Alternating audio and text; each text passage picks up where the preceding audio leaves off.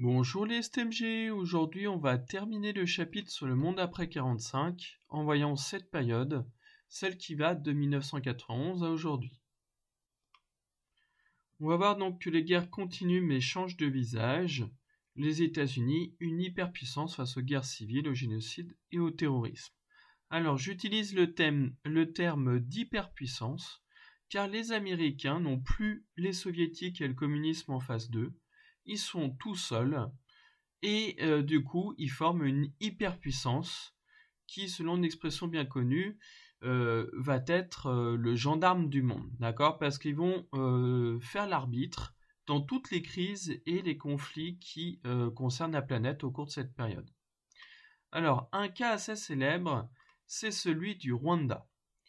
Le Rwanda, c'est où? Alors, je vous laisse regarder en bas à droite, c'est au centre de l'Afrique, au cœur de l'Afrique. C'est un tout petit pays, pas plus grand que la région Auvergne-Rhône-Alpes, avec plusieurs ethnies. Alors les ethnies, je vous rappelle que c'est un petit peu comme des groupes qui ont une identité différente, un peu comme des sortes de peuples. D'accord? Donc il y a des Hutus majoritaires, des Tutsis, et puis un tout petit groupe un peu moins connu, les Twa. Alors ce génocide va quand même faire 800 000 morts, certains disent 900 000 morts, donc on est bien là dans des massacres de masse, dans une extermination, avec cette idée de rayer un peuple de la carte. Le déclencheur vous est indiqué ici à gauche.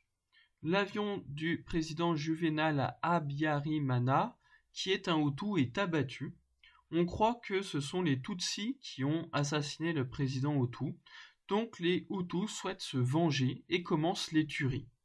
À la radio, vous avez donc toute une série de discours et de communications qui appellent au massacre des Tutsis dans tous les médias du pays. Et donc, sur toute cette zone, vous avez des groupes armés, des miliciens qui sont armés et qui parcourent les villages en tuant des Tutsis. C'est particulièrement sauvage et brutal parce que souvent, ces massacres sont faits pas au fusil mais à la machette, avec des armes blanches. On vous dit que la communauté internationale est restée passive parce qu'au départ, l'ONU tarde à réagir. Il faut quand même attendre plusieurs mois, quasiment 3 mois, pour que l'ONU parle enfin d'un génocide. Au départ, ils ne bougent pas, les casques bleus sont inefficaces. D'ailleurs, au mois de mai, 80% des massacres sont déjà commis. Donc l'ONU, elle réagit carrément trop tard. La France donc intervient en lançant l'opération Turquoise, mais là aussi c'est une opération contestée parce qu'on l'accuse de protéger les bourreaux Hutus qui sont en fuite. Bon, finalement, tout ça se termine à la fin de 1994, à l'été 1994, où ce sont les Tutsis qui reprennent les rênes du pays, le pouvoir, et les Hutus sont en fuite. Néanmoins, vous avez, comme je vous dis, entre 800 000 et 900 000 morts. Donc là, un génocide n'a pas été empêché, alors que les Américains sont les gendarmes du monde, alors qu'il y a l'ONU. Autre exemple célèbre, parce que alors là je vous ai mis aussi une illustration qui montre un petit peu ces massacres faits à l'arme blanche, au couteau, à la machette, particulièrement brutaux et sauvages. Le deuxième conflit que je voulais aborder avec vous, c'est la guerre de Bosnie, célèbre parce qu'elle a concerné l'Europe cette fois. Alors la Bosnie, c'est où? C'est indiqué ici. On est en Europe du Sud-Est, entre l'Italie, la Grèce et l'Autriche, pour vous indiquer, dans la région qu'on surnomme les Balkans. Donc en gros, vous prenez l'Italie, vous passez la mer Adriatique et puis vous tombez en Bosnie. Alors avant, la Bosnie faisait partie d'un autre pays qui s'appelait la Yougoslavie, et puis finalement la Bosnie a eu son indépendance vers 1991.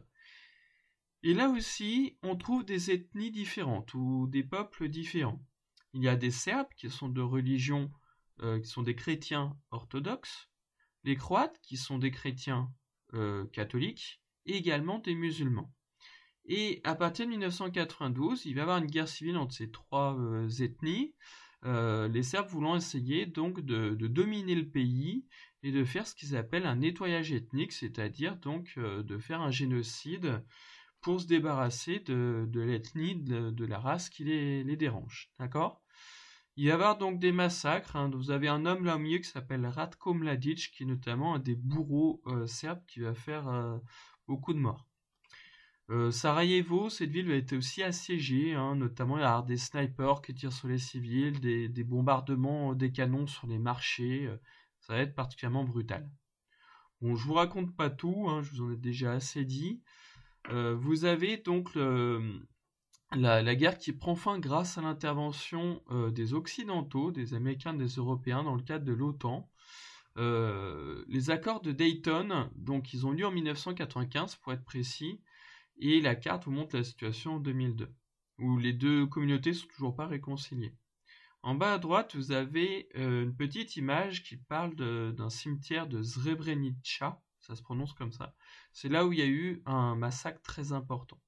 Donc là aussi, l'ONU n'a pas été très efficace, les Occidentaux sont intervenus, mais tardivement, hein, quelques années après. Il y a eu des massacres importants, même si l'URSS et la guerre froide ont disparu.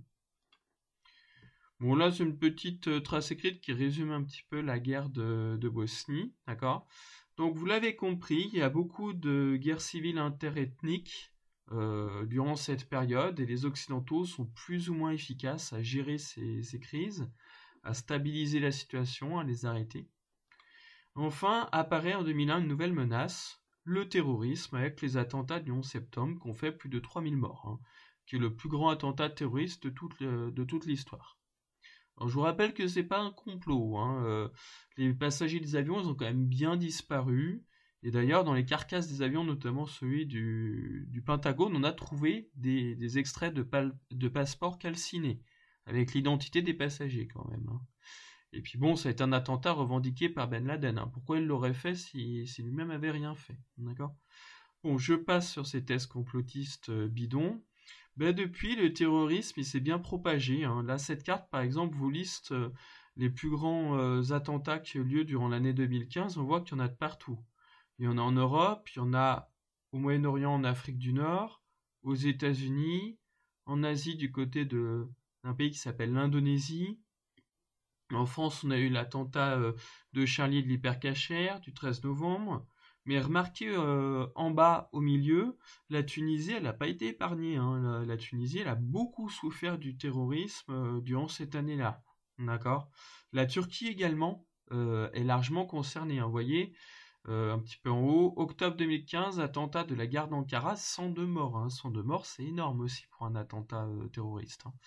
Donc les Occidentaux doivent gérer le terrorisme et ils n'y arrivent pas. Ils n'arrivent pas à supprimer le phénomène parce que c'est une situation d'insécurité très dure à gérer. Dernier élément de ces années 90-2000, le monde est plus unipolaire, c'est-à-dire focalisé sur les États-Unis, il est multipolaire. Il y a plusieurs grandes puissances. Notamment la Chine qui apparaît et puis ceux qu'on appelle les émergents. Alors la Chine, c'est flagrant, son économie s'est de plus en plus développée, on le voit tous les jours au quotidien avec tous les produits que vous pouvez acheter qui viennent tout droit de la Chine, notamment les masques, hein, par exemple pour le coronavirus, mais je pourrais vous citer toute une série d'exemples. Vous avez le cas de Huawei qui s'est rendu très célèbre dans le domaine des smartphones. Huawei qui veut installer la 5G dans plusieurs pays d'Europe et qui pour le moment est un peu le leader de la 5G, qui a une longueur d'avance dans cette nouvelle technologie. Et on vous dit dans cet article que la Chine pourrait être la première économie mondiale selon comment on calcule la richesse, c'est-à-dire le PIB. Si vous faites un PIB, un calcul brut ou un PIB en parité de pouvoir d'achat, soit ce sont les États-Unis, soit c'est la Chine qui est la première économie mondiale, qui toute seule représente 17,3% de l'économie mondiale et une bonne partie du commerce international. Donc là, du coup, les États-Unis sont obligés de tenir compte de la Chine.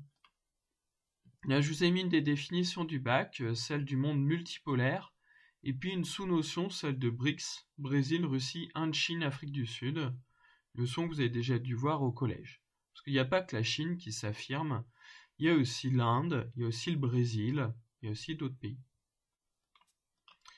Là, je vous ai mis ce schéma que j'ai fait récemment pour vous expliquer aussi pourquoi la France, les États-Unis et toute une série de pays européens perdent les guerres dans lesquelles ils s'engagent actuellement. Ou qu'en tout cas, ils stagnent, ils n'y arrivent pas.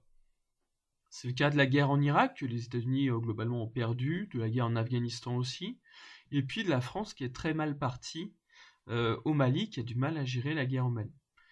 Donc pourquoi la France et ces pays-là, qui ont une armée très balèze, très bien armée, très expérimentée, n'arrivent pas à gagner?